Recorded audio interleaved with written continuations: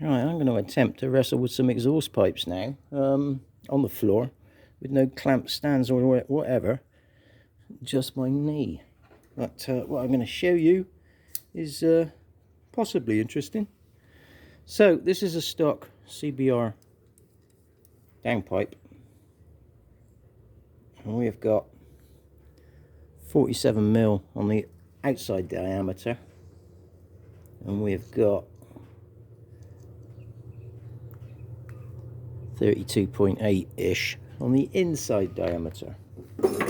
This is a stock CRF250 pipe. We have got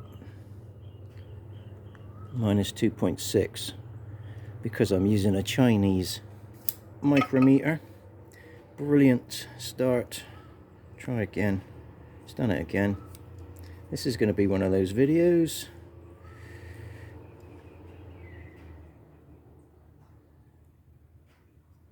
It's given me 47-ish on the OD.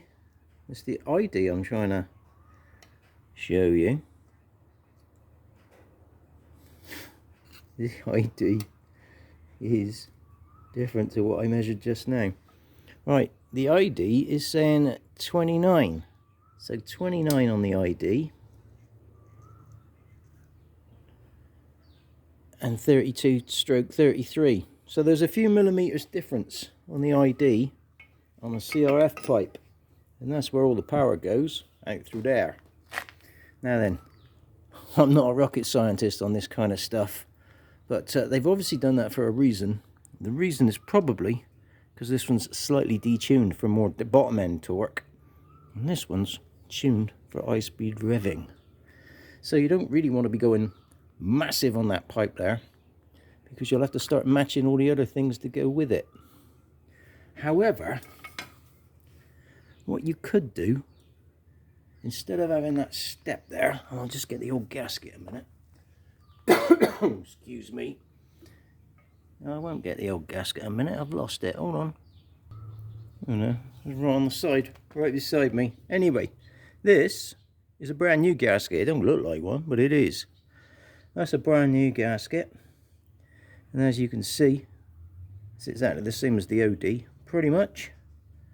But there's a huge gap on the ID, but don't let that fool you, because once it's squashed down, it suddenly becomes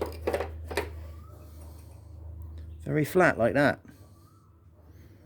So now, the flat part, the inner part, is pretty much where the gas is running, and all you've got in front of you is this really strong step just there. So that's your restriction as it goes into your pipe. Now there's not much you can do with that really. You're not even going to gain a nano horsepower. But if you got OCD and like to have a fiddle, you could just put a chamfer on that there, just to open the hole out just a little bit. Maybe it might help a few more grains of carbon dioxide to get into the atmosphere. But yeah, that's about all you can do with that, especially when you go up and look at the head. But what you can see on the head, like I said, the inside diameter of the gasket is pretty much the same as the pipe. But you can see all this extra metal just there that I've scribed. Now I could have blued that really, except I can't find my blue marker pen. But that extra metal there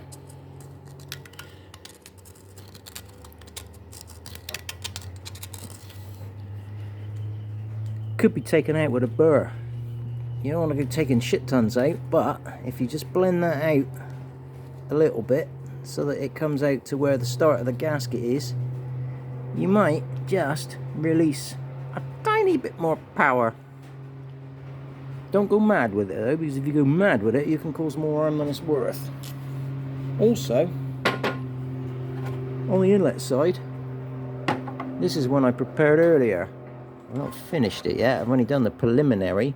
But also on here, the step between the head and the rubber isolator, which I'm fighting with in the background here, because it's decided to shrink itself back onto the throttle body. Come off. Right. The isolator, once it's jammed on there where it needs to go, when you look up in there, you've got an even bigger step than you had with the exhaust. Now you want stuff going in smoothly, so really that one could do with taking out to match the rubber isolator, and also the rubber isolator itself is a mismatch to the throttle body. I'm going to try and get it off of here now. These were all loose as hell yesterday, but today they seem to have welded themselves on everything they touch. Right. Now then, is that the right way up? Because it'll only fit one way. Yep, that's it. Right. Move it around, try and get it nice. This side, the rubber needs trimming back ever so slightly, just to blend it into the aluminium of the throttle body. You don't need to be touching the throttle body whatsoever. Nothing wrong with that one. This is a 38mm CBR one, because it measures over 38mm across there, if that's the right way to measure it. And yeah, trim the rubber slightly on that one, and then when you place it back on that side, take the throttle body back off and look down, you'll see a huge step. So just gently blend that step out, and you don't want to polish that smooth either, because the idea of having a rough casting in there is to fully atomize the fuel as it's on its way to oblivion.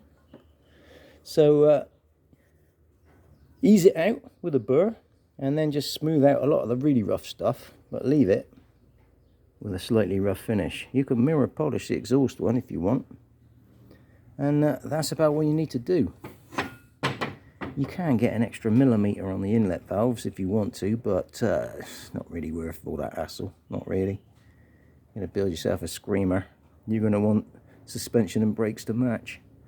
So yeah, depends how far you want to go. But yeah, cleaning up the cylinder head is what we call that, really, just to make it a little bit more flow efficient, something like that. Right, moving on.